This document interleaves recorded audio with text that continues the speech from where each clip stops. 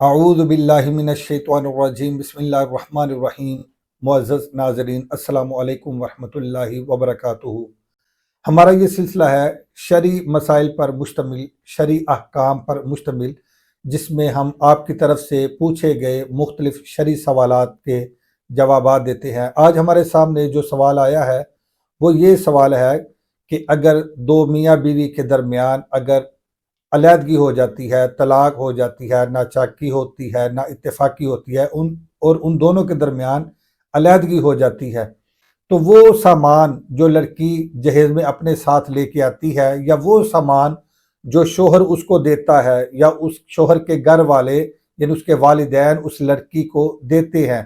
تو وہ سامان طلاق کے بعد کس کو ملے گا؟ تو یہ سوال پوچھا گیا ہے، تو توجہ سے اس کا جواب سماعت کر لیں۔ وہ سامان جو لڑکی اپنے ساتھ لے کے آتی ہے، یعنی جسے ہم عرف عام میں جہیز کہتے ہیں، وہ سامان اس کی حقیقی مالکہ وہ لڑکی ہی ہوتی ہے، کیونکہ لڑکی کے والدین وہ اپنی بیٹی کو ہی اس کی مالکہ بناتے ہیں اور اپنی بیٹی کو ہی وہ سامان دیتے ہیں۔ اگر ان کے درمیان نہ اتفاقی ہو جائے، نہ چاکی ہو جائے، طلاق ہو جائے اور علیحدگی ہو جائے، تو بلا شبہ یہ جو سامان لڑکی اپنے ساتھ لے کے آتی ہے، یعنی جہیز کا سامان، اس کی حقیقی مالکہ یہ لڑکی ہے اور یہ اپنے ساتھ واپس لے کے جا سکتی ہے اور یہ سامان اسی کو ملے گا۔ دوسری صورت یہ ہے کہ وہ سامان جو شوہر نے اپنی اس بیوی کو دیا، یا شوہر کے والدین نے اپنی اس بہو کو جو سامان دیا، مثلا نقدی دی یا کوئی تحائف دیے یا زیورات دیے، تو اس کے متعلق اب اس کی تین صورتیں بنیں گی۔ پہلی صورت یہ ہے کہ وہ ہم مثال لے لیتے ہیں کہ کچھ زیور دیا، اب انہوں نے اپنی بہو کو زیور دیا یا شوہر نے اپنی بیوی کو زیور دیا، تو وہ زیور طلاق کے بعد اس کا مالک کون ہوگا اور وہ کون رکھے گا اور وہ کون لے گا؟ مثال کے طور پر اگر شوہر نے دیا یا شوہر کے والدین نے دیا اور دیتے وقت انہوں نے صراحتاً اس کی مالکہ بنا دیا، لڑکی کو صراحتاً اس کی مالکہ بنا دیا اور واضح طور پر اس کے قبضے میں دے دیا،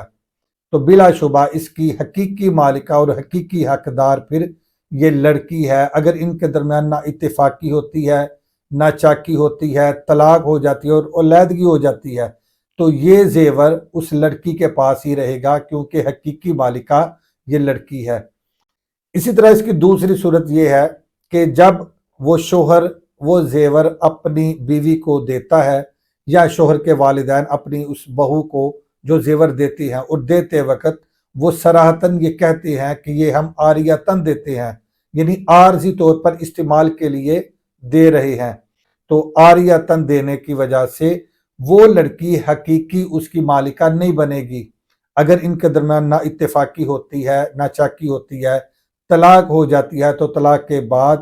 اس کے اصل حقدار لڑکے والے ہوں گے، وہ لڑکی سے زیور واپس لے لیا جائے گا۔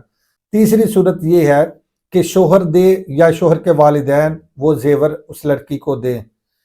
تو دیتے وقت صراحتاً انہوں نے نہ تو اس کو مالکہ بنایا، نہ تو اس کے قبضے میں کلیتاً دے دیا، اور نہ ہی یہ کہا کہ ہم عاریتاً دیتے ہیں، یعنی عارضی استعمال کے لیے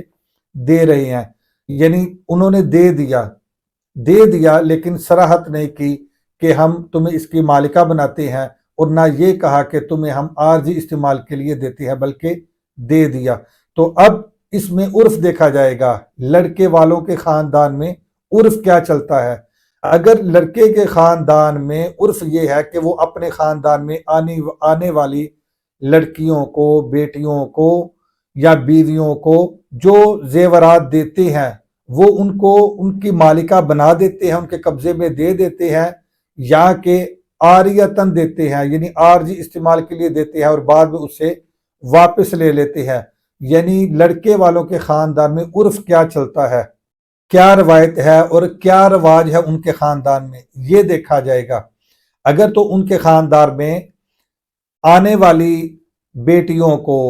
یا بیویوں کو یا اپنی جو بہو جو لے کے آتے ہیں، ان کو جو زیور دیا جاتا ہے اس کی مالکہ بنا دیا جاتا ہے، تو اس صورت میں یہ زیور اس لڑکی کو ہی ملے گا۔ طلاق کے بعد یہی اصل اس کی مالکہ ہوگی اور یہی اس کی اصل حقدار ہوگی۔ اگر ان کے خاندان میں یہ رواج ہو کہ وہ عاریتاً دیتے ہیں، یعنی عارضی استعمال کے لیے دے دیتے ہیں، پھر بعد میں ان سے واپس لے لیا جاتا ہے یا کسی اور کام میں استعمال کر لیتے ہیں، اگر تو یہ رواج ہے تو پھر اس کے حقیقی مالک لڑکے والے ہوں گے اور وہ سامان اور وہ زیور اس لڑکی سے واپس لے لیا جائے گا۔ تو امید ہے کہ اچھے طریقے سے آپ سمجھ گئے ہوں گے۔ اللہ ورسولہ اعلم بالصواب۔ والسلام علیکم ورحمۃ اللہ وبرکاتہ۔